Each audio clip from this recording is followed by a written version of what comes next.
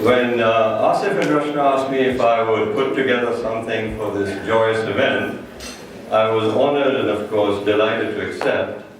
I wouldn't know if I'd call this poetry. We're going from the sublime to the ridiculous. We've heard Rumi, now we're going to get some Limerick verse.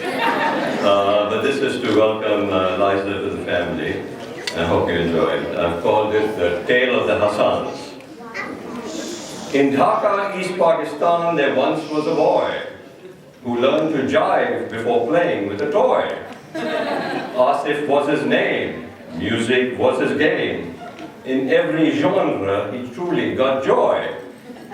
Whether it was winter, summer, or fall, he would be at Apollo's beck and call. Instead of doing his sums, he'd be busy playing drums, to him the Beatles, to tallest of all. One day, Asif said Khuda Hafiz to his buddies and came to the United States to continue his studies. He became an engineer, imbibing much grass and more beer. But he missed the biryani and the paya with haddis. After he got a job, Asif got some serious advice. His mom said, the girls in Karachi are really nice. They are quite smart. Some have majored in art. And a few can even cook korma and rice. So on a whirlwind find a bride trip to Karachi he flew. There he saw Rashna in a shalwar kameez blue. Asif lost his wit.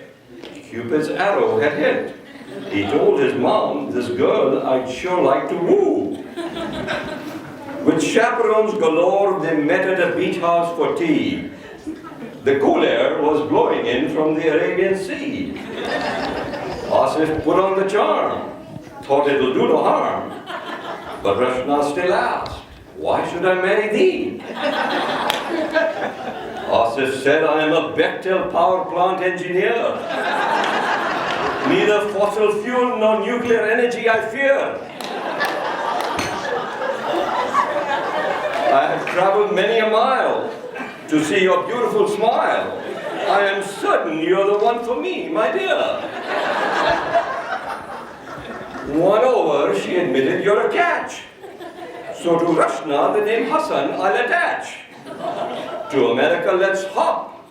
At Neiman Marcus, I'll shop. My mom doth agree you're the perfect match. A few years later, Zia was born, you see. So there must have been time for whoopee.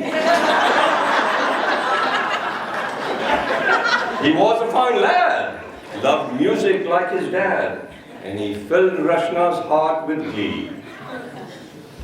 Soon along came another bundle of joy, in the form of a little girl, not a boy. Where's Alina? Alina was her name. In teaching, she'd earned fame.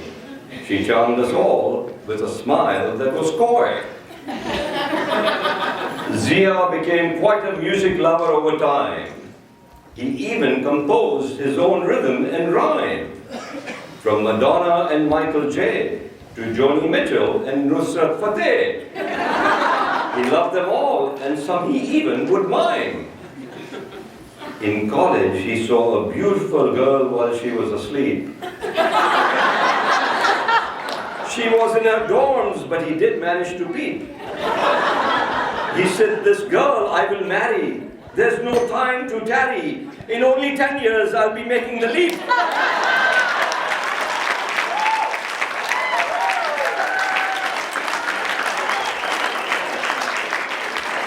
During that time, they learned the same books they had read. Encyclopedia Brown and A Wrinkle in Time before bed. They enjoyed Shake and Lang, Sexton's music they sang, and they had both played in The Foolish Molar, it is said. Being together every day for them was never a bore.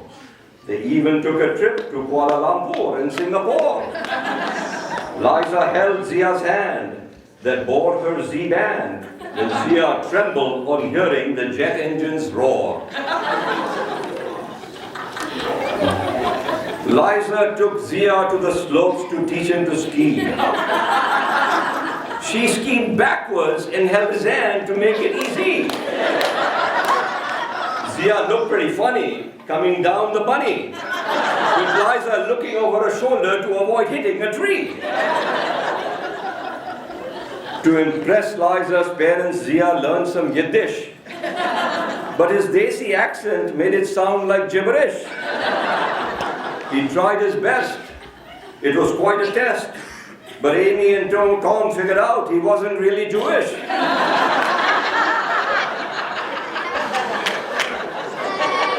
Once the Hassans invited Liza over to eat. The sumptuous dinner Rashna made was a feat. They didn't know she was veg. Asif had to hedge and explain, Liza, it's chicken and not really meat. Now, in this decade of courtship, we are at year 9. And Zia felt he was now running out of time, using the ancient art of magic, which if it fails is tragicomic. He floated a diamond ring in the air and asked, will you be mine? Which brings us to this very joyous day. And for Liza and Zia's happiness we pray. We wish you life's joys, plus some girls and some boys. When that happens, Mubaraki and Mazel Tov, we will say.